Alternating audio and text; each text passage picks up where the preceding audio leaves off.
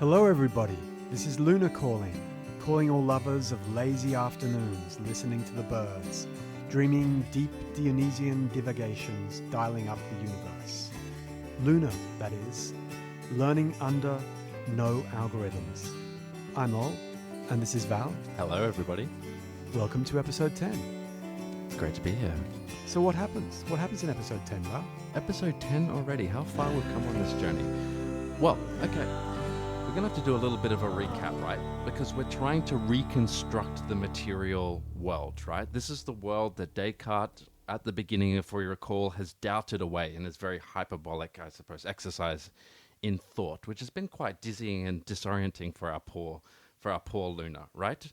But as we've been progressing through the meditations, we've been getting bits of the world back. What bits are those? What have we got back? Also, I mean, the first bit is, of course, me, myself, and I. Me, the thinking substance. You know, that's nice. I think, therefore I am. I have some kind of existence, so there's me in this universe. That's pretty lonely. It is a very lonely universe, but right beside me, we have the idea of substance. We've got something. There's something there. Oh, was that the candle? Yeah, I think about the candle. Yeah, that was a bit of that's the example that Descartes likes using. But we don't know exactly what this candle is, but there's something out there, right? Right. So there's me, there's substance, maybe a candle, we're not sure yet. Then there's the idea, this is the big idea, of an author God. Right, God who authors all of our faculties. Yeah. God is the creator of everything, you know, we have me, substance, and God, which is kind of like the maximal idea, the infinite actual thing, right? That's right, and God is completely infinite and independent, and here we are just like hanging off his coattails, we're like finite and dependent. Yes, exactly. We're potential, whereas God is actual, right? Okay, and so we have, on the other end of the spectrum, we have nothingness, that we are kind of suspended between this maximal idea, this perfect idea of God, and then there is nothingness. Remember the source of all of our errors, right? Oh, right, so there's like this scale of degrees of being, Yeah, running from the absolute minimum all the way up to the absolute maximum. and there we are. We're kind of just like floating about between these two extremes, right? Right. Okay, so we have myself, substance, God, nothingness.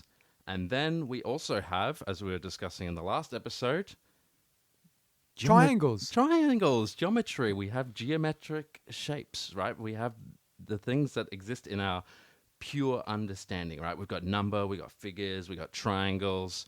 But I mean, I've got to admit something here. I was having a chat with Luna, and Luna is not at all very happy about this universe and all this talk of triangles. It's becoming very tedious, I think. Oh dear. And all of this dependency on some kind of infinite author God, you know, I feel like, you know, and I share this with Luna, maybe she just wants to go back to her own room. She wants to get her own velvet dressing gown. If we remember, you know, Descartes sitting in his little cabin, you know, with her Armagnac, or, you know, as I like to drink, you know, a little bit of Calvados, you know, her pipe, her fire.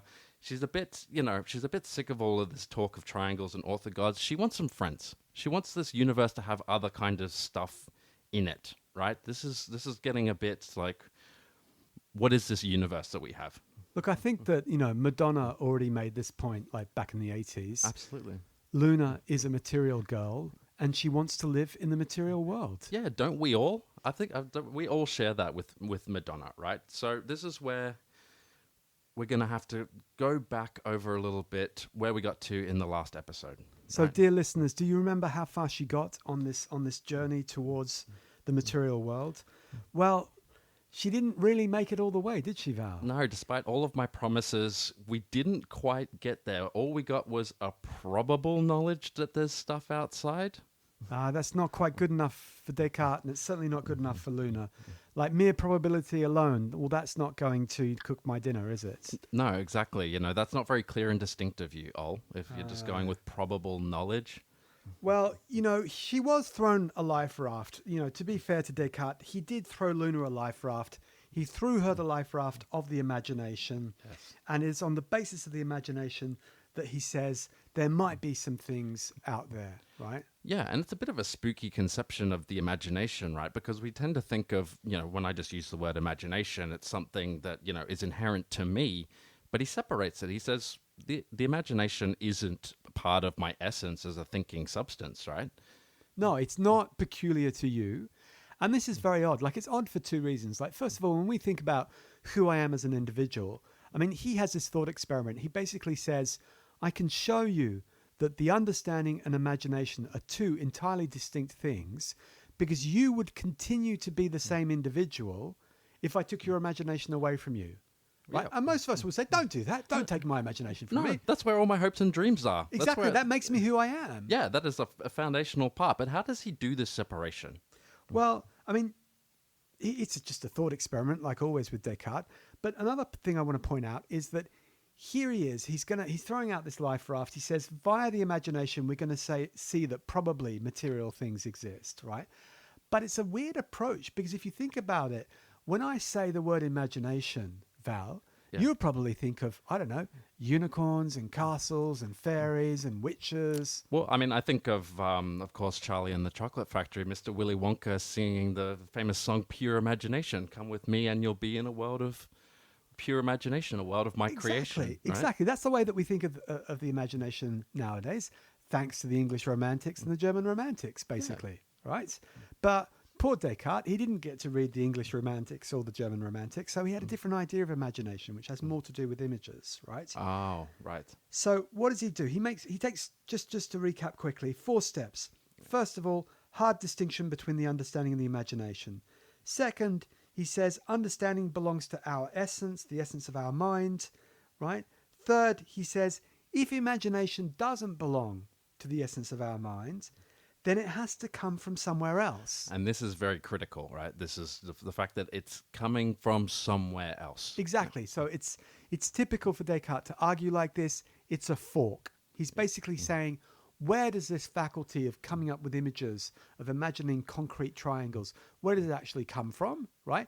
Either it comes from me, okay, or it comes from somewhere else. And this is the life raft that he's thrown Luna to grasp onto something in the material world, right? It must have had some external cause. But it's just a hypothesis, Val. That's all it is. He says, perhaps the origin of the imagination, the thing that's, causing these images to like flash into my mind when I close my eyes, that could actually be 1, the body, right? 2, it's actually my body that's producing these images in my mind. It's not somebody else's body, thanks very much, right? And moreover, he says, when we imagine things, and he's got this beautiful phrase, I love this, we turn towards the body. Yes. Right? We turn towards the body because images, he says, are corporeal things.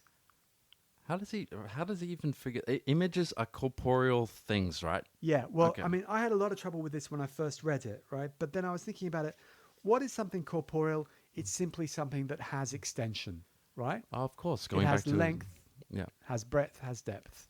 And that's all you kind of need, right? Because he has this definition, what is the body? It's something that is extended, right? Unlike the mind, the thinking subject, which is indivisible, non-extended. Bodies are just what is extended and therefore divisible. Right. And if you think about an image, like I challenge all of our listeners out there right now, try to think of an image that doesn't have some basic spatial coordinates. Like if you've got an image in your mind, you do have up and down, left and right, in front of and behind, right?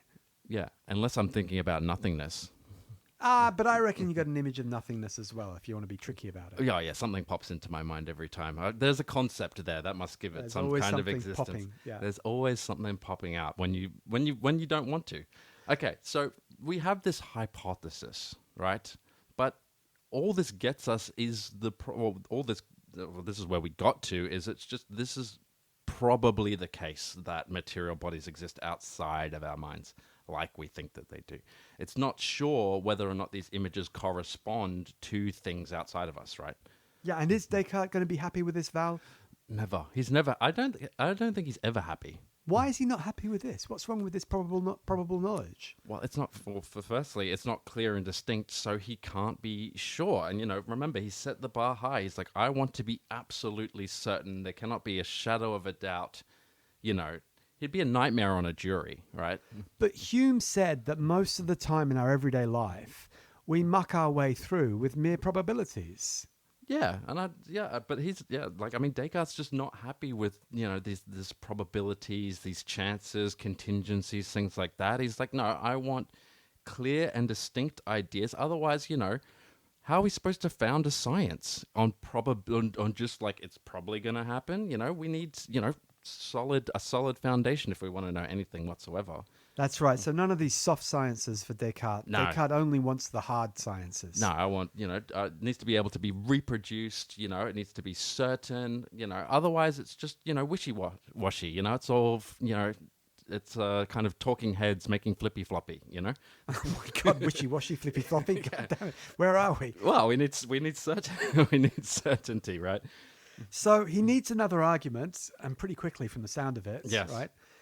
Because at the moment he's got flip-flops. Just reminds me of somebody like getting out of the car and like making their way across the stinking hot tarmac to the beach. Yeah, but of course in Australia we call flip-flops what Americans call flip-flops. We call them thongs, which is the correct word for it. But but don't say thongs to an American. No, don't say thongs. They get very, very confused. We need certain knowledge about what it is we're wearing as we scurry across the hot sand. That's right. So he needs another argument, and this is the second major argument of Meditation 6, deservedly famous. It is the argument from sense perception. So he's going to go back to the senses, Val. All the senses that he doubted away, that he threw out right at the beginning, he's gonna come crawling back to him, right? Yeah, he's saying, sorry, I'm so sorry for throwing you out. Sorry. Yeah. I didn't mean to. Okay, so we're going back. All right, so we have to go back over sense perception, right? He's like a bad DJ in my mind. He just keeps running it back. It's like the same tunes. It's just like a kind of 80s nostalgia night where it's like, can't you come up with anything else? No, we have to Sounds go like back. my life, 80s nostalgia trip. Yeah. Yeah. So, and what's really interesting here is, he's after certain knowledge. Yep. And the first justification he has for going back to the senses, which he had rejected previously, is saying that they're so intense. He just says, look, these sounds I hear, these colors I see, these smells I can smell. Oh my God, did he have a bath? Did they have baths back then in the 17th century? I mean, they probably did, but they were seldom used. So I can imagine all of the odors were quite, intense and very present. So we're having a full Cartesian odor experience, right? Yeah. These tastes that I taste, they're so intense. I perceive them so intensely. Yeah. They're so much better than the imagination. How much better is a Thai fish curry than my imagination of a Thai fish curry? Exactly. You can never be content with just the image in your mind. This is the very kind of Spinozist thing where it's like, it's the joy of having the object in accordance with the idea of it as well, right? That's the thing that actually increases, your powers of acting. It's, it's the idea of what you desire alongside actually having it. Right? It's the actual body of the lemongrass, the chili, the ginger, the lime, the fish sauce. It's all of those bodies acting on you at once. So this is his initial justification for going back to sense perception. And his question is, will it give us some kind of indication, some proof? He doesn't want probability. He wants a proof that material things can exist, right? Yeah. And he says, look, I know I doubted them away, but we've come a long way since Meditation 1, guys. Yeah. We've discovered so many things on the way. Yeah, exactly. We have new foundations of knowledge from which we are able to reinterrogate what we doubted away in the first place, right? We're not getting back, it's not a simple one-to-one correspondence. The senses that I doubted away at the beginning are exactly the same as the senses that we're going to reinterrogate now. Why? Because we have a new foundation of knowledge to be able to assess, their relationship to the external world, right? Exactly. There's good news. The good news, Val. The good news. The good news is that a good God does exist. Yep. Not a deceiver.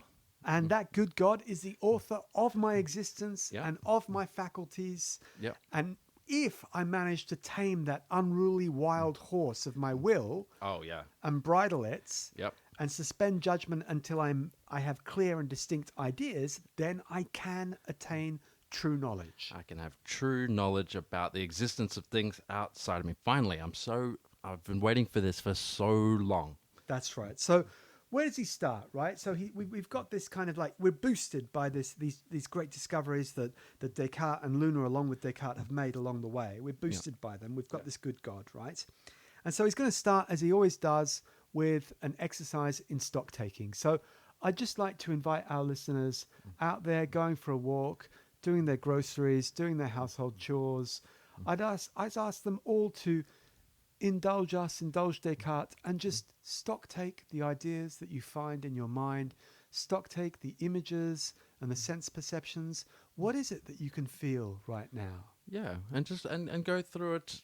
Even the most obvious, in fact, it's often the most obvious ones that we forget about because we just take them for granted and we don't often reflect upon them. So, Descartes is going to go through the really simple ones, and this is something that I always find very amusing sometimes when I ask students questions in class, because they kind of are trying to think of like some grandiose philosophical answer to very simple questions, and I go, no, go back to the most basic things, right? Absolutely. And what's yeah? I mean, basically, Descartes is saying, be mindful. This is an exercise in mindfulness. It is. Right? It's called a meditation. We're doing the meditations. We're on the sixth one now. It's a mindfulness. And this reminds me, Val, of a trip I did to the Jenolan Caves in New South Wales in year 5. Must have been all of, I don't know, 9 or 10 years old. And it was one of the first long school excursions of my life, and we were sleeping overnight in this hotel. And for one of the first times in my life, I couldn't actually get to sleep. And the teacher, was a very kind teacher who was doing the rounds, and she saw that I was like tossing and turning and couldn't get to sleep. And she came up to me and said, what's going on? And I said, look, I can't sleep. And she gave me a meditation exercise, Val, to perform. Okay, and what was that? It was basically, I mean, people talk about it as body visualization, but it's not. Basically, you send your consciousness, you send your mind down right into your toes, right? Okay, yeah. And basically you think, what can I feel in my toes, right? And then basically, and this, by the way, dear listeners, this is for those of us who don't have all kinds of nasty ailments, like the elderly sometimes do. And I try and avoid this exercise myself nowadays. You basically get your consciousness, and hopefully there are no obstacles, and you basically work up through your calves, through your thighs, up through the pelvis, into the abdomen, up to the chest, down the arms, shoulders, elbows, all the way through, and then you come up through your neck and into the face. And basically you send your consciousness, Val, into places where it usually doesn't go. Yeah, exactly. Where it doesn't think to go because it takes itself for granted. And that your story reminded me exactly of a very similar experience that I had in my high school, right? So we had religious studies instead of going to assembly, right? You could choose to either go to assembly or do religious studies. And one of the religions that they offered was Buddhism. Oh, right? wow. Okay. And so because of a few of my friends were Buddhists or culturally Buddhists, whatever you want to call it, I started going to these Buddhism classes, and they brought in like Tibetan monks, right? Wow. What's pretty wild for a public school. In Queensland, in Brisbane.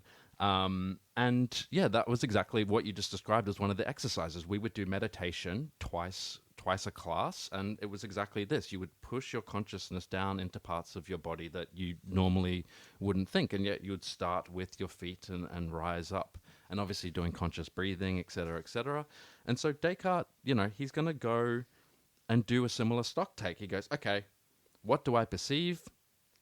I've got a head, I've got hands, feet, other limbs, and they make up a body which I regard as part of myself or my whole self, right? These are the things that make up what I am when I try to perceive what my body is. Yeah, but that's a huge leap, Val. I mean, he just goes from I'm perfectly happy that I can feel my right hand, I can feel my left foot, right? That's fine.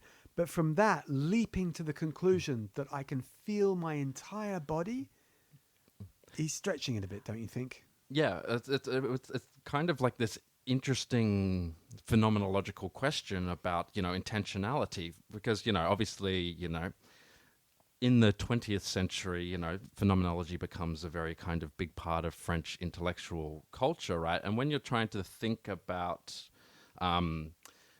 your body, right, it seems like you only can ever think about a part. Right. You can't just be perceiving the whole body all at once, right? And it reminds me of, this is a point that the French psychoanalyst Jacques Lacan is going to make when he talks about the mirror stage, or what he calls the mirror stage. It's that when you're a little teeny tiny baby, right?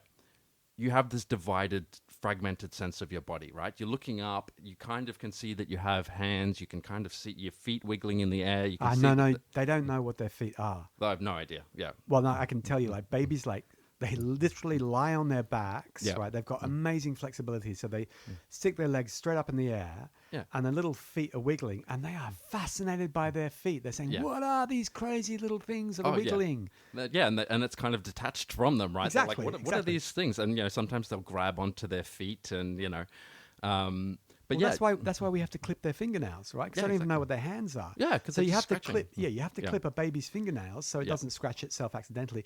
And let me tell you, Val, Yeah. babies' fingernails are super soft. So soft, yeah. So you try and clip them Yeah. with a metal instrument. Ooh, Oh, you have dear. to be so very careful. But Yeah. like what Lacan's going to be talking about is, okay, we have this fragmented sense of our body, right? We just see the parts, right? And then one day you get stuck in front of a mirror and suddenly you see yourself for the first time as a whole thing, right? There's something that I can see that corresponds to my movements, and you suddenly go, aha, there I am. That's me. But there's a catch with this mirror stage that Lacan's talking about. What's the catch? The wholeness that you perceive is an image. That's not Ah. actually you. That's just a reflection of you. So the image of totality or your wholeness, you can only ever perceive as an image, As something outside you, in a sense. as something other than yourself, right? Yeah, because of course the way the mirror stage happens nowadays is that parents take a photograph of a kid and say, and point the photograph and say, "Hey, that's you," Yeah, right? it's the black mirror. Yeah, or the kid is actually on a FaceTime or on a WhatsApp call or Yeah. whatever, and they see their own little image in one corner of the screen, and the grandmother or the grandfather going, cuckoo, Yeah. like that. You're so beautiful. And so, yeah, I mean, it doesn't have to be a literal mirror. It can be any kind of, reflection or technological reflection of Yeah. you. And it has some adult, pointing with jubilation and saying, this is you. Yeah, bestowing upon you your identity, right? But this is the thing that, Lacan's going to tease out. It's that's still a separation. The image of wholeness that you have is only ever an image, right? Because, and this is what the phenomenologist is going to talk about. It's like you can't perceive yourself in the way that other people can see you as a whole, right? But this is where one of the great arguments can open up in philosophy, and I just want to call out one of our philosophy alumni from the American University of Paris, and that's Brianna Delphs. So Brianna Delphs wrote an amazing honors thesis in philosophy on women in extreme sports. Okay. Yeah, based on that essay, Throwing Like a Girl. Yep. And basically, she was arguing from her own experience because she is a champion snowboarder. Oh, Right. okay. And so anybody who actually practices an extreme sport in which you send your body hurtling through space, gyrating and rotating to the point that you lose all sense of up or down, Oh. those people, I would argue, not that I have any experience myself, might well claim that you do and you can have an internal sense of your body as a totality, Yeah. but not as an image, more as a weight. As a weight, as an yeah. Okay. So it's interesting. It's kind of like you've experienced yourself as a totality at the moment of the pure disorientation of the senses, right? You don't know which way's up or down. Like you can't orient yourself, but you feel yourself as a weight, as a whole. Well, some of these people who actually practice these extreme sports, I would think would probably retort, at no point are we completely disorientated. That's why we're champions of snowboarding and you're not. Yeah. Because we're hurtling through space, but we still have some idea of what's up and what's down. And yet, we're going to land this incredible flip. We're hurtling at these incredible speeds, but we're still going to direct it. We know in which way we're going. So, it's not a disorientation. I think it's one of the great splits. I mean, this opened up for me when I was very young because, I was faced with a skateboard bowl, right? Yes. A ramp. Half pipe. Yep. Yeah, half pipe, right? And I was up the top on the lip and I was balancing my skateboard over the abyss, Yes. right? And my friends were just saying, just throw yourself forwards, Yeah, leap of faith. trust gravity, and you'll be fine. Yeah. And what did I do? I overthought it and Yeah. just went, nah, this can't work. Like, I'm just going to bash my head Yep. and like bleed all over the place. Yep. And that was like a fork in my young life. I thought, I am not somebody who is like going to think with their body. I'm going to think with my head. Thanks very much. I'm going to give it the predominance to thought. I too had exactly the same experience. I never dropped in on a half pipe. Skateboarded quite a bit, but that's one thing. That's just one limit that I never went across either. So it's a question of trust, question of faith, an interesting one. Yes. So where does Descartes go? He's just cataloguing his perceptions. He feels that he's got a head, he's got a hands, he's got limbs, right? Then he says, I think they make up a body, which is some kind of whole. Yeah. And then he takes a third step, and this is the fascinating step. He says, I quote him, I perceive that this body was situated amongst many other bodies which could affect it in various favourable or unfavourable ways. So this is amazing because what he's basically saying here is, as soon as you perceive parts of your body, right, you also perceive things that are touching your body, that are adjacent to your body, things that are irritating your body. Like, it's very, very difficult to feel your legs alone without noticing the feeling of stockings or trousers or socks if you're wearing or them, the right? shoes that you're wearing, if you're wearing uncomfortable shoes. And I think this is a really kind of nice moment in these meditations because he's thinking about his own body, right? The first thing that he wants to think about in terms of bodies is his own before he starts thinking about other bodies, other bits of material existence. He goes, I'm going to think about my own body first, right? And I think it's a very touching moment because it's one of the first things to go, right? It's one of the first things that he kind of doubts away, and now he's going back to it.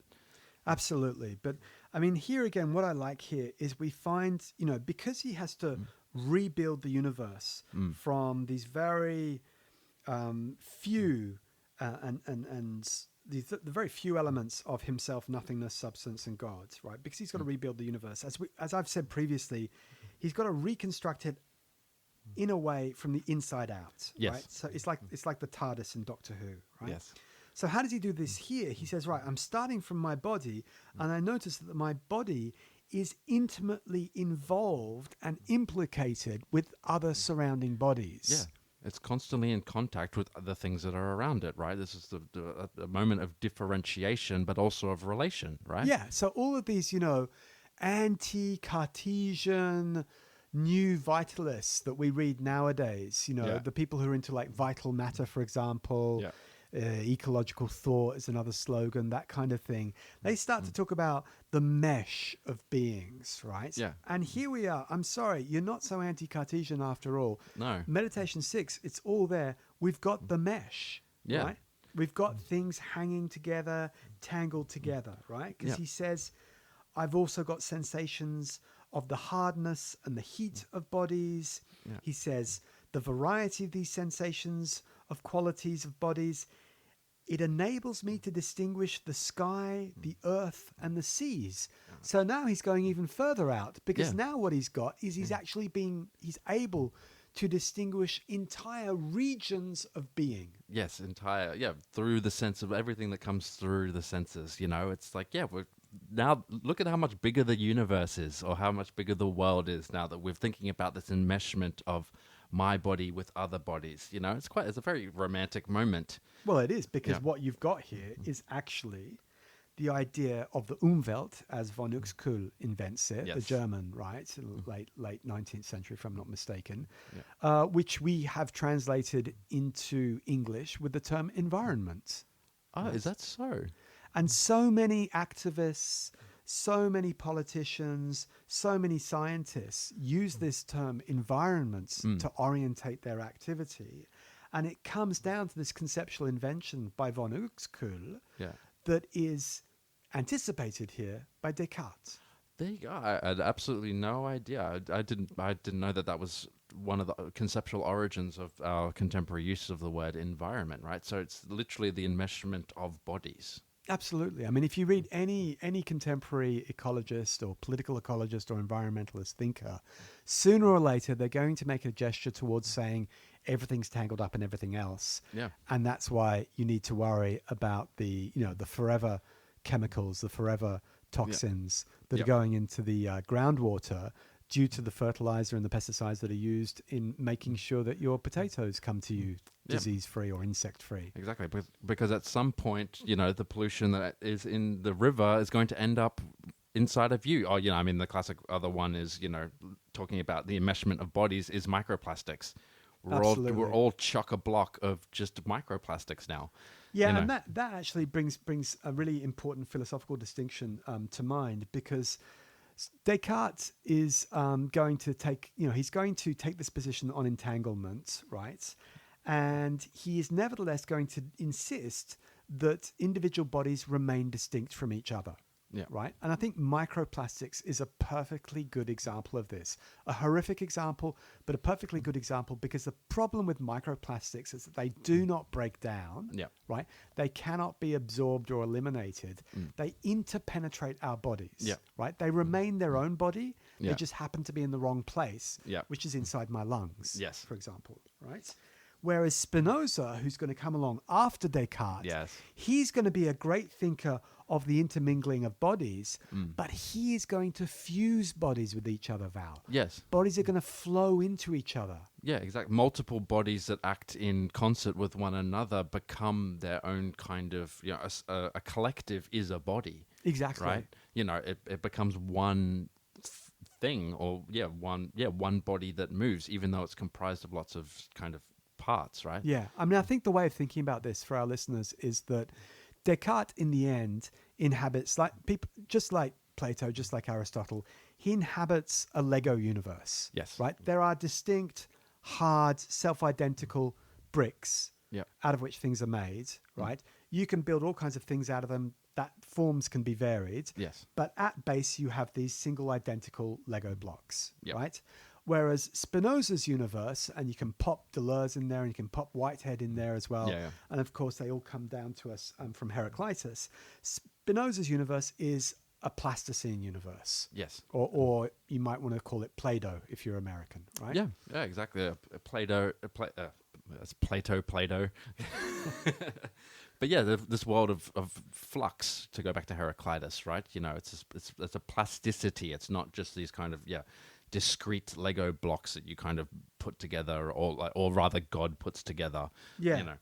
And what to continue the metaphor, to like really work it into the ground here, what Descartes is describing here is the box of Lego that your brother completely mixed up and lost all the pieces and mixed it with other sets of Lego. Absolute such nightmare. that you can have all the instructions you want if you can find the instructions, but you're not going to be able to follow them. No. Even if you have the instructions, good luck finding the pieces that you want. You Right. know? But again, but that's also another great basis for invention, right? Because you go, I can't make the thing that I was intending to make, so I'm forced to have to make something else. This is one of the differences between my brother and me in our philosophies of Lego, is I would always have to go off book and make some strange thing, whereas he wanted to make the perfect instance of the instructions. Oh, that's I've never come across that approach to Lego. So here we are. He's got this catalogue of all these different sense perceptions of his body parts, his body, surrounding bodies, the qualities of bodies and regions or zones of bodies, right? The oceans, the earth, the sky, okay? Yep. And at this moment he says, look, although all these ideas were, strictly speaking, the only immediate objects of my sensory awareness, it was not unreasonable for me to think that the items which I was perceiving through the senses were things quite distinct from my thought, namely bodies which produced the ideas. Yep. So here we go, getting put into contact again with the external world, right? Via these kind of immediate objects. Yeah, because previously all he was doing was stock taking. I mean, Yeah. Val and I got terribly excited, but we weren't yet out there in the real world. No. We just had these ideas of the real world. We have the sense perceptions of the real world, right? Yes. And what he's saying is it seems to me to be reasonable to think that there's something corresponding to these sense perceptions out there, Yeah. outside my mind. The thing, the thing that is, there's something out there causing the idea in my mind, right? Yeah. Now, the first argument he's going to make here, and this is one of my favorite arguments, we can call it the argument from involuntary perceptions. Ah, yes. Yeah. Or in other words, who the hell put that in my mind? Yes, exactly. Because I think one of the things, maybe I'm anticipating a little bit, but, when he's kind of going through the sense perceptions, right, and he's talking about immediate objects, right, you don't want to make the external world entirely dependent, or the existence of the external world dependent on the fact that I am perceiving it, right? That would be to get the orders mixed up, right? It has to have some kind of independence. It's not just the external world depends on me perceiving it, right? It actually has to have some kind of agency, existence beyond me, right? And this goes back to the questions of authorship and things like that. I can't be the author of these things on the outside, right? Only God can be that. Yeah. So it's a little bit like, a lot of people speak today about intrusive thoughts and the problem of intrusive thoughts. Yes. In a way, he's saying, there are a whole set of perceptions that we have. If you just like turn your head, right, or if you just like open the door and walk through it, there are a whole bunch of things that you have to deal with that you perceive that you didn't want to necessarily. Yeah, exactly. And this is what I really quite like about this argument that Descartes is about to talk to you, to tell us about, right? So, if I may, the quote goes, for my experience was that these ideas came to me quite without my consent, so that I could not have sensory awareness of any object, even if I wanted to, unless it was present to my sense organs, and I could not avoid having sensory awareness of it when it was present. And exactly like you were saying, Ol, it's just like you're constantly being, I don't want to say assaulted by the world outside of you, but you're constantly perceiving things all of the time without your consent, right? Yeah. I don't get to turn that off, right? Exactly. There's a sense of compulsion here. Yeah. And from that, he's going to draw out, the modality of necessity, right? Yes. So it's like, if you want to not just imagine, a juicy vine-ripened tomato, right? But you want to actually taste it. Yeah. Well, I'm sorry, but you're going to have to go out and either pick one or buy one. Yeah, right? Exactly. You're gonna have to go and use your senses, right? Right. And when you do have that juicy vine-ripened tomato and you're squeezing it to make your great arrabbiata sauce, right? You cannot avoid the smell of tomato. You cannot. And you cannot avoid its juice like staining your nice white shirt either.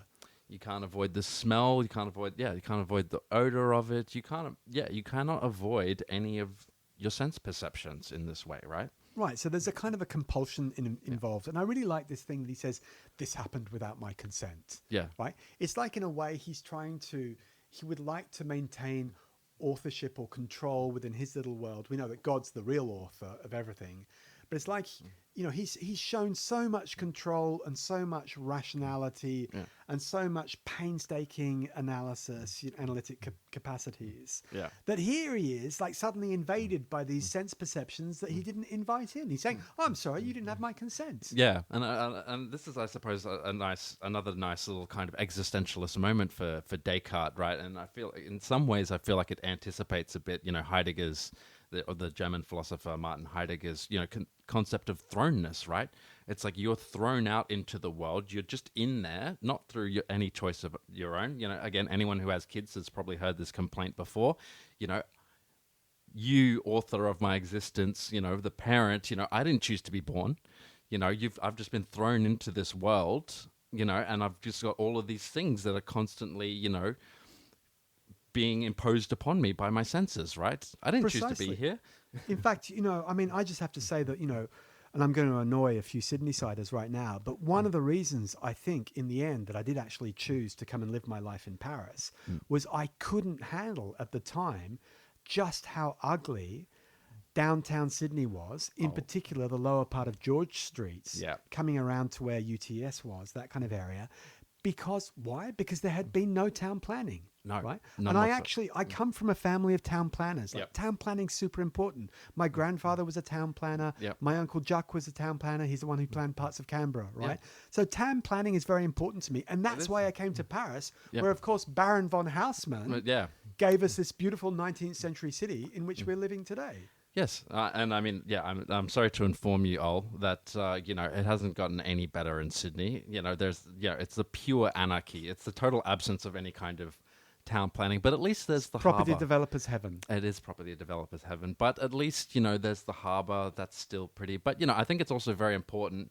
Yes, Haussmann gives us, like the Paris that we know today with the big boulevards, but we have to remember that those boulevards bulldozed through the working class neighborhoods of Paris, and those boulevards were designed precisely so that an army from any point from the outside of the city could get into the center, right? So there's a very kind of the oppression of the working class in operation to give you this beautiful city. It was founded on the blood of the working class. So I can actually promise some of our listeners, if you do ever find the time to come to Paris, there are a few traces left, despite all of Haussmann's efforts. There are a few traces left of those working class neighborhoods in which you do get the higgledy-piggledy houses and the curving streets and the little narrow alleyways, that kind of thing. Parts of Belleville, for example, back of Montmartre, for example. Yeah, parts of the 20th that are all very much tucked away. But they're no longer working class, I'll tell you that much. That's right. That's hot real estate. Again, even here. Yes. So he's got these invasive sense perceptions, right? Yeah. And he plays the same trick, Val. Yeah. He sets up a fork, right? Oh, again. He says, where do these invasive sense perceptions come from, right? Yeah. They either come from within me or from without. There are only ever two options. He's very for Descartes. binary. He's very binary. He's very yeah. binary in Yeah, his kind of that's why some presentation. All of these forks, and I still have nothing to eat. Exactly. So either these ideas come from within me or from outside of me. They cannot come from inside me because, unlike memory and unlike my imagination, never mind how much of a fever I've got, sense perceptions are very vivid. So much more vivid than anything that I can imagine, right? I had a Thai chicken curry last night. You've been talking a lot about these curries, yeah? I've been very excited about them because I finally found like a store that will sell me lemongrass here. Yeah. And my God, that was certainly present. I can tell you that. Yeah. But again, the eating of the curry, is a far more vivid sense perception than you just imagining it here in this room without your curry now, right? Absolutely. It's just a sad memory. It's sad in its paleness, for me. And it's funny. It's very rare to actually find moments in which one of my favorite philosophers, David Hume, who has a completely different sensibility to that of Descartes. It's very rare to find them actually agreeing, right? And on this very simple point, I mean, Hume basically builds his entire science of human nature, his entire psychology, as Nietzsche calls it, on the distinction in between ideas and impressions. Yes. And impressions are more or less sense perceptions. And he basically says the only difference between ideas and impressions, there are about two differences, but the main difference is that ideas are very, very pale. Yes. Right? Whereas sense impressions are incredibly vivid. Yes. Right? So they're Hume and Descartes, they're on the same page, right? And so he's saying, because they're so vivid, they can't come from inside me. Yeah. Because when I come up with ideas, I can only ever come up with memories, or I invent something, I can imagine something. Right? Very pale kind of memories that haven't spent enough time in the sun, right? Right, yeah. But I find this really interesting as well because, we've been going on about, Descartes is reconstructing this universe, and this is a moment where we get the excess of the world over us, right? We've gone from totally doubting the entire world away, and now we have the excess of the world upon our senses, right? It's like this interesting reversal, right? And it's like, okay, I can't be the author of this because the external or whatever it is that's creating these ideas or impressions in my mind is in excess of me. Exactly. And I think it's like, most of our listeners would remember moments of being overwhelmed by sensory information. Yeah. Right. In which there's just too much information out there. Yeah. Something that a little German philosopher named Immanuel Kant, who came along a little bit, a couple of hundred years later, would name the sublime. When you've been confronted with something that exceeds all of your faculties of reason and all of your sense perception, something that just totally surpasses. It disorients you, right? It's something that you cannot be represented. Absolutely. Like, so, I mean, these kinds of things, they can happen in this kind of situation, this kind of experience can happen, for example, in a panic attack or whatever. Yeah. But it's when your mind is overwhelmed by this flood of extra, Yeah. excessive, like, sense perception, right? And Yeah. Descartes, he hasn't yet concluded that there's an external world, No. but he is saying that the way that our mind works, you have this flood of sense perceptions and they're invasive at times. Yeah. They're incredibly vivid. When I try and come up with ideas, they're pale copies of these things. Yep. So he comes up with a hypothesis. Yep. These ideas, these sense perceptions, come from external objects, one, Yeah. which they resemble, two. Ah, right. So they're still not identical. There's No. a resemblance. Exactly. So because he's still not entirely sure. He's like, do my ideas that are caused by these external sense perceptions, do they actually correspond to the thing outside in the world? Yeah. Right. And I think, like, in everyday life, it's very difficult sometimes for people to make this kind of distinction between the sense perceptions in my mind and the real world out there. Because in ordinary life, we just behave as though what we think we can see is actually out there, and there's no distinction, right? But I just want to remind people that sometimes we make mistakes, Yes. right? Sometimes we disagree with other people. Like, you're picking a new color to decorate your living room. You go to the hardware store with your partner and you say, I would like a really nice peachy kind of pink. Yep. And your partner says, that's not peachy pink.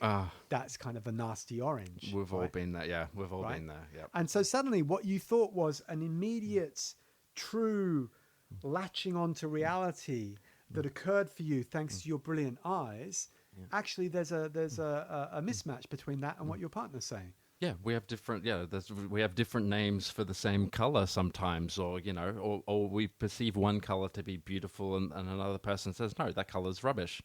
But I think another like interesting way to think about this distinction that just kind of occurred to me while we were talking is like, think about, have you ever had a song stuck in your head? An earworm. An earworm. Oh, yes. Right.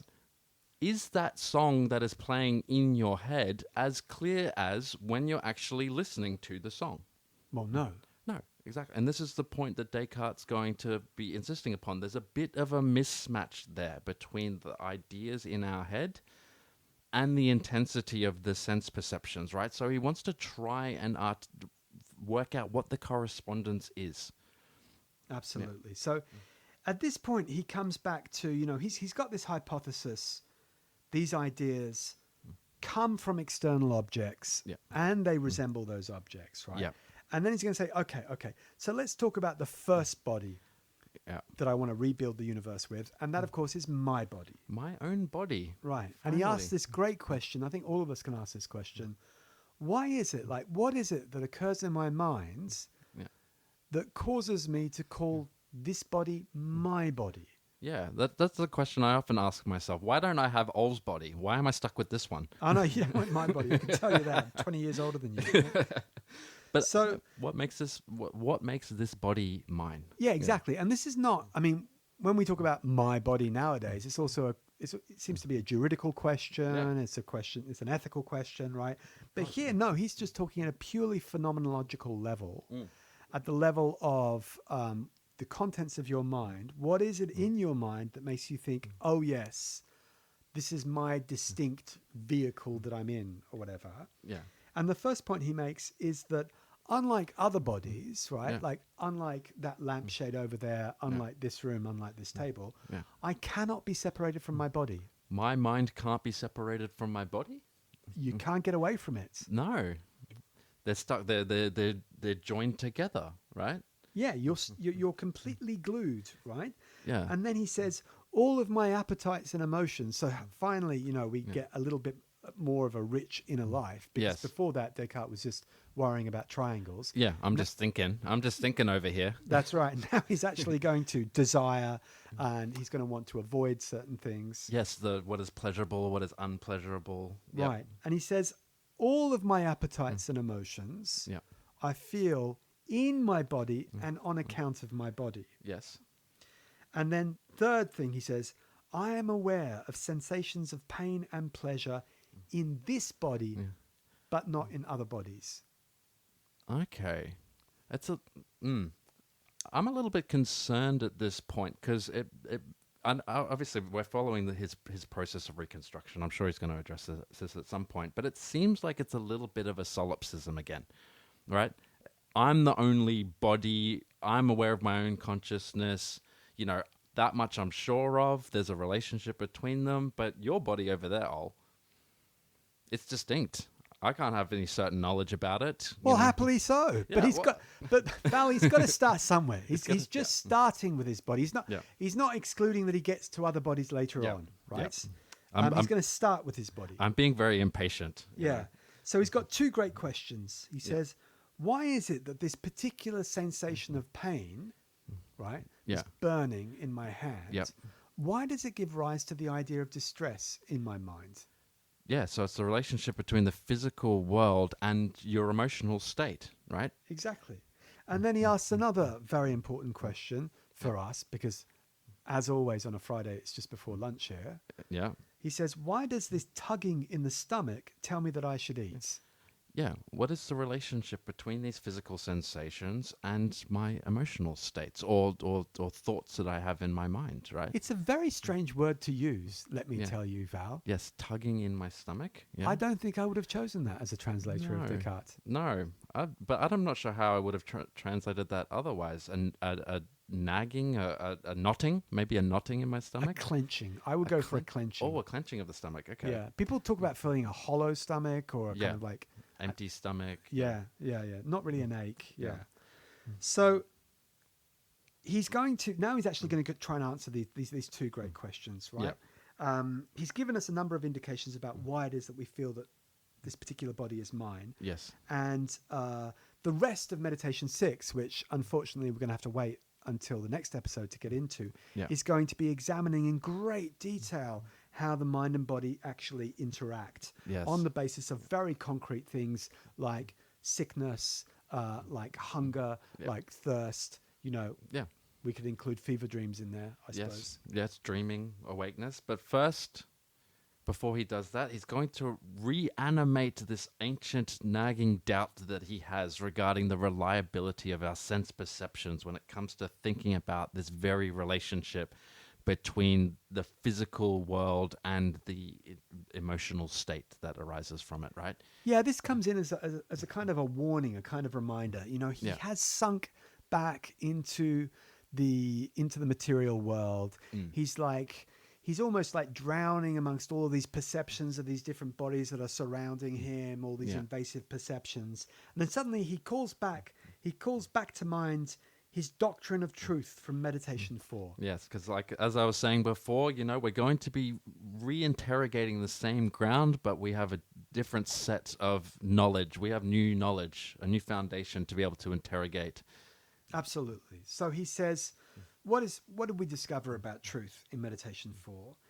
He sums it up. He says, I quote, I know that everything which I clearly and distinctly understand is capable of being created by God so as to correspond exactly to my understanding of it. So this is how he bridges the gap, right? There's God. We've been thinking about how my sense perceptions relate to the external world, but thanks to Meditation 4, we have the author God, the creator God, that is going to ensure something of this correspondence, right? Exactly. And because God gave me this faculty of understanding and of reason, Yeah. I know that if I use it correctly, Yes. that is, if I'm not hasty, if I use method, Yes. and if I make sure that I've got clear and distinct ideas, Yeah. if I do distinguish something correctly, Yep. that means that God, because he gave me this faculty Yep. of making distinctions, and because God is good, Yeah. that means that God did actually Yep. make a real distinction between those two things that I'm distinguishing. Yes. God created it in such a way that I can know it so long as it is clear and distinct, and that I do not let my will surpass my understanding. Right? Exactly. And this is a great confidence booster, I have to say. Yes. Because he's basically saying, if you make a solid distinction in knowledge, Yeah. about which no doubts can be raised, Yeah. not by anybody, Mm. right? Then you can infer that there is a distinction out there in reality Yeah. that corresponds to the distinction you're making in knowledge. Yes, none of this probability, maybe, perhaps it does correspond to the thing outside. So this is a moment, dear listeners, in which you might suddenly hear the trumpets blaring, hear like Mahler's Eighth in the background. It is one of the triumphant moments of Descartes' philosophy. Yes. And it's a kind of reaction on his part to all that messiness of all those enmeshed bodies and those invasive perceptions. It is one of the theses for which he is most famous and has caused the most controversy through the centuries. Yeah. And it is the thesis of the real distinction of mind and body. Descartes' dualism coming back to haunt us, right? There is a real distinction between mind and body that is going to forever separate us from the material world. But is he a dualist? That's the great question, Valentin. I'm becoming less and less convinced that he is a dualist as we go on, particularly with this argument of, the external world imposes itself upon me, right? So the way he actually gets to this famous thesis is he just applies his doctrine of truth from Meditation 4, which we just summarized. He basically says, look, I know that I am a thinking thing, and I see that nothing else belongs to my essence apart from being a thinking and non-extended thing. Yes. I can infer that even if my body is joined to me, insofar as I have a distinct idea of it as an extended, non-thinking thing, it is certain that I am really distinct from my body and I can exist without it. Oh, this is a very spooky claim. Well, I mean, because so many people, it's one of the most famous thought experiments is, of course, am I just a brain in a vat? Am I just living in a massive simulation?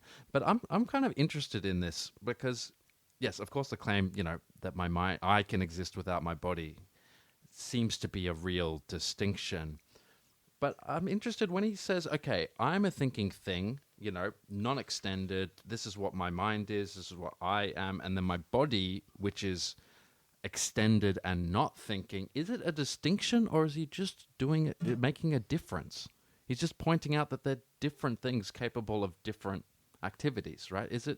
Do we want to go with distinction as in two completely separate things or just that they're different? Well, this is one of the points in which, again, where Spinoza is going to really vary. He's going to really diverge from Descartes after being one of Descartes' first disciples, whether it's a real distinction or just a variation, a difference. Like, is it hard and fast? Is there a real gap between the two? Yeah. Or are we just like turning up and down the volume knobs, as I like to say? Yes. And I think that, there are a few steps that he makes here that he doesn't explain. So, for example, again, from both extreme sports, and I'm going to include ballet and dancing in the extreme sports category. Yes, absolutely. Both in extreme sports and also in slower kind of meditative sports, one of the most fascinating currents in contemporary philosophy, and it's super active here in Paris and in France, and actually my wife Barbara Formis has been advancing this particular school of thought herself all the way through her career. One of the major claims that is made in this current of thought is that the body thinks. The body thinks. Yeah, that there's a cognition that is intimately caught up in the way in which a body moves, right? So, I mean, you can start out from even basic notions like muscle memory that everybody accepts. And from there you can get to cognition, right? So what Descartes does here is he just says, he hasn't said much, he hasn't interrogated the body much. No. And he's already saying, it's extended. Okay, fine. Yep. It's extended in space, right? We'll accept that, right? Yeah. But he says it's not thinking. Yeah, it's not a thinking thing, right? That's one of the points of distinction that he's going to make, right? Right. And is it legitimate, we can ask, for him to claim that we can think without the body, right? Because, following this current of thoughts in contemporary philosophy, and also just on our own, we can think, well, what about food comas? Yep. Food Right. comas. Yep. We know that digestion affects our thinking, Oh, absolutely. right? The other example I was thinking about was it seems to me, despite all of our talk of Descartes and his like little cognac or his Armagnac, it doesn't sound like Descartes ever really, really properly gotten on the piss before. How's that? Well, I should just quickly say for our American listeners, getting on the piss means going out and drinking. And when you get really, really, really, really drunk, that's all muscle memory. There's no thought going on whatsoever, right? You're a pure, just like, that's all muscle memory. There's no thinking subject at work once you hit a certain level of kind of drunkenness, right? But on the other hand, alcohol is a great muscle relaxant. Yes. As my chiropractor friends told me. Yes. Trying to, justify me drinking red wine every now and then. Oh, yeah. And what about that new personality that shines forth so brightly, Val, when you do have a few drinks inside you? You just become suddenly so much more charming and sociable and so much more pleasant to be around for everyone. Isn't that just the relaxed muscles thinking for you in a particular way? I think I mean, that's why people say, you're lowering your inhibitions, both of the mind and of the body. There's a kind of more spontaneous, a greater spontaneity, if you will, but isn't that the body thinking, right? It is responding to, external stimulus, and obviously, alcohol being the muscle relaxant, you have a bit of trouble walking, but you can still do it, right? You can float. You can be flippy floppy. Yes, we can be keeping flippy floppy. So some of our particularly astute listeners will have picked up, of course, that when he says, "It is certain that I am really distinct from my body and can exist without it," what is he sneaking in the back door there? Yeah. But the possibility of the immortality of the soul. Yes, of course. He cannot. He wants to get this. He wants to avoid being burnt at the stake. Basically, he wants to avoid being called a heretic. So he needs a little bit of his Catholicism to kind of help him out here. Can I say that this is not particularly strategic, right? Because this is right at the end of 6 very long, abstruse, and difficult meditations. Should have just said it at the beginning. He thinks that these priests, these church fathers who are like on the hunt for heretics are going to be bothered to read all the way through. Like if they want to excommunicate him or they want to burn him at the stake, they would have stopped at meditation 1. Right? Oh, 100%. The idea that these priests are going to be there being like, oh no, let's hear him out, let's just wait to see what he says about the immortal soul. If it's not in the first meditation, as we have been discovering over the course of this podcast, it takes a tremendous amount of patience and discipline to be able to follow Descartes through to the end.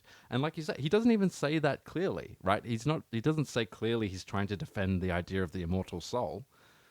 But he's sneaky. He's sneaky again. And, Val was just talking about patience when you're reading philosophy. I'm just going to shout out my daughter, who right now, like as we speak, is actually doing her what they call the bac blanc, which is like the rehearsal version of the baccalaureate exam in philosophy. Oh, there you go. And who is 4 hours, Val? 4 hours. I've never, in all of my academic career, I've never sat down for a 4-hour exam. The French just want to punish people with philosophy. They're serious. They're complete. It's because of the Cartesian tradition. It is 4 hours, 8 a.m. till 12. Right.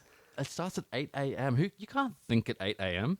And there are basically 6 different themes that she has to address, right? So we were brainstorming together. What was it? It was truth, consciousness, the unconscious, liberty, justice, politics, and the states. Just concepts, not even like engaging with the work of a particular philosopher. It's like, here's a concept, go and talk about it. Oh no, if you actually want to become a philosophy teacher and at a high school level in France, there's a competition, right? So many people want to become high school teachers of philosophy. There's a competition. Only 4% of the candidates actually get through. Oh yeah. Right. And one of the tests is you're asked to write a dissertation, an essay. Yeah. You are given 7 hours. You are locked in a library, no electronic devices, and they give you one word as a prompt. One? Yeah. I didn't know that. No, so Élie Durand, for example, right? Yeah. So a great philosopher of Bergson, works on time between Bergson and Einstein, works at Paris Nanterre, Paris 10 at the moment. Élie Durand told me that he basically got truth. Oh, It's like, no. fuck off into the library for 7 hours, One word. right, and write about truth, right? Oh, my God. And so here's poor Alma. She's 17, a bit younger. She's been set an exam by one of these high school teachers that made it through the aggregation, through that terrific competition, right? Yeah. And as I was dropping her off in front of the high school, she turns to me 4 minutes before her exam begins and says, "You know, when you've got a really difficult philosophical text in front of you, how are you supposed to read it?" Oh, no. Saving it for the last moment. Yeah. And so I just said, step by step, I said, ask all the great questions, ask all the W questions, right? Who, what, why, when, where. The great H question. How? For whom? Exactly. How? Exactly. How are they doing this? Take a bit of the text and just ask how. How does this work? But then you've got to go. You've got to take one step further, Val. You've got to answer your own questions. No, that's the worst bit. It's easy to ask questions, but it's like answering them. Is one of the constant themes that I'm going back over with my own students. And speaking of students, just going back to the agrégation, it's quite an incredible system because many of France's greatest philosophers all did this. They were high school teachers. It's kind of, I think Simone de Beauvoir was at that point was the youngest person to ever do it. She was 19 when she passed the agrégation, I think, if my memory serves. But Deleuze did it, Badiou did it. All of these incredible French philosophers. Can you imagine showing up to your high school philosophy class and suddenly you're confronted with, Alain Badiou or Gilles Deleuze as your teacher? Well, can you imagine actually turning up to a primary school and having Ludwig Wittgenstein as your teacher? Unbelievable. It's just like this kind of it's a very interesting system. So here we are. We've got a real distinction between the mind and body, right? And as we know, when Descartes makes a distinction, what is he going to do? It's the third great fork of Meditation 6. Oh, okay, here we go. We've got a fork again, right? Again. All so right. he says, look, I've got my essence. Yeah. The faculties of imagination and sense perception and their contents do not belong to my essence. Nope. Right? They're distinct from me. So they must depend on an alternative source. They must be out there somewhere. Something must be out there originating these sense perceptions. I am not the author of this material existence, of this world, of the sky, the desert, the sea. I can't have authored this, but they are out there. That's right. So another way of putting this is simply, what is the source of my sense perceptions? And he goes about this by claiming that sense perception is fundamentally passive. I'm receptive. I receive. Yep. And this might be why he was getting so annoyed about, invasive perceptions earlier on and saying they're coming in without my consent. Because we can't avoid being passive, right? We're like sponges. Yeah, okay? I don't feel very active in this moment, right? Exactly. And then he says, look, and here, again, he's sneaky because he had dismissed all Aristotelian philosophy, but he borrows a very powerful pair of concepts from Aristotle, which is that of activity and passivity. Yep. Right? So the whole idea of of agency and of being passive and of the passions, it fundamentally comes from Aristotle, from his metaphysics and from his physics, right? Yep. So what does Descartes say here? He says, look, for every passive faculty, there must be somewhere an active faculty. There must be something that's actually causing these ideas. Yeah, right? It's a deduction, right? If there is passive, there must be its opposite, active. Right. So if I'm not choosing to have these perceptions and inventing them myself, then I quote, the only alternative is that it is in another substance distinct from me. Ah, yes. Okay. Big claim. Yep. It's not that there's just something outside there causing these sense perceptions, because we could be in the Matrix. Exactly. Remember, Val? Right? We could be like human batteries. The machines are controlling us. Yep. We all think we're in Sydney. Did anyone ever think that maybe the machines were also inside of their own Matrix? Oh my God. David Cronenberg did. Yes, there's your answer, right? Before Christopher Nolan, you had David Cronenberg pulling the fancy, tricky plots with Existence is the name of that movie. Yes. Boxes inside boxes inside boxes. Yes. But okay, so there is another substance distinct from me. Right. Not just a pair of qualities, not just some accidents, but a whole big fat substance. That Yep. is something permanent that remains the same through time, that undergoes changes, but still it remains the same. Yeah. Something out there is causing these sense perceptions that are occurring in my mind. Okay. But what? Okay. So this substance seems to be a bit different from what we've been working with up until this point. What is special about this substance? Well, one way he can describe it, again, working from the inside out, is to say, just like my idea of God, right? And we're Yep. going to go back to the third meditation here. He's going to say all ideas or perceptions have a kind of level of objective reality. Yes. Okay. Right? All right. That is the kind of intensity of existence of the things that they refer to. So an example, I can think of my bike, Okay. right? And that idea of my bike has a certain objective reality, Yeah. which is greater than Yes. the objective reality of the idea I have of a scratch on my bike. Yes. Okay. The scratch on my bike is just an accidental property. Yep. My bike would be the same without that scratch. Yep. It's not added anything to the bike, right? It's taken away, if anything. Exactly, right?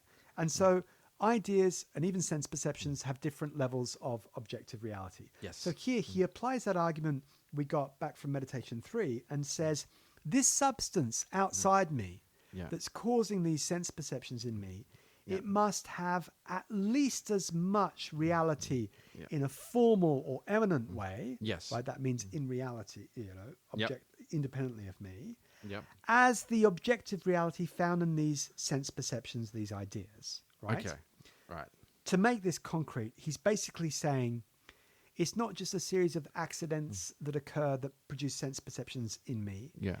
It has to be either bodies Okay. or something nobler than a body, Oh, what's something larger than a body? an angel or a demon. Oh, Right. okay. Yeah. So this is the return of the evil genius or the Exactly. little evil genie demon. Exactly. Or God, right? Okay. So at the moment I've got 3 candidates. Okay. What is it that's producing these sense perceptions inside me? Yep. It's got to be something as big as a body, Okay. or even bigger, an angel, Yep. or biggest of all, God. Well, it's got to have to be the third one, surely. No, it can't be, right? Because why? Because in the way that I perceive ordinary things via my sense perceptions, I have no awareness whatsoever of God planting them in my mind, right? Oh. That's yeah. Malebranche.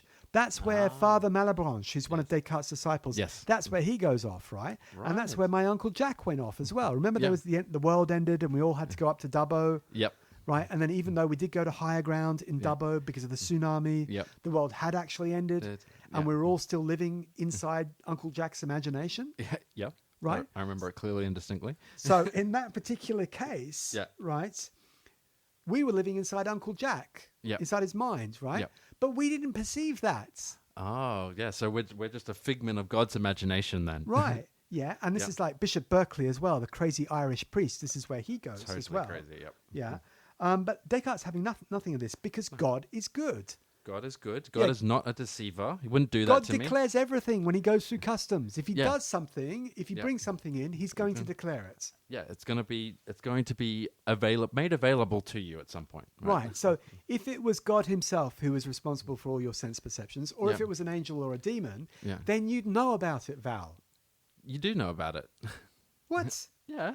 Have you got an image of God in your mind right now? I think that's I don't want to get burnt at the stake. Maybe that's a bit sacrilegious to have an image of God in my mind. You watch it. I've got a lighter and I've got some kerosene right here. Never mind how expensive kerosene is at the moment. Yes.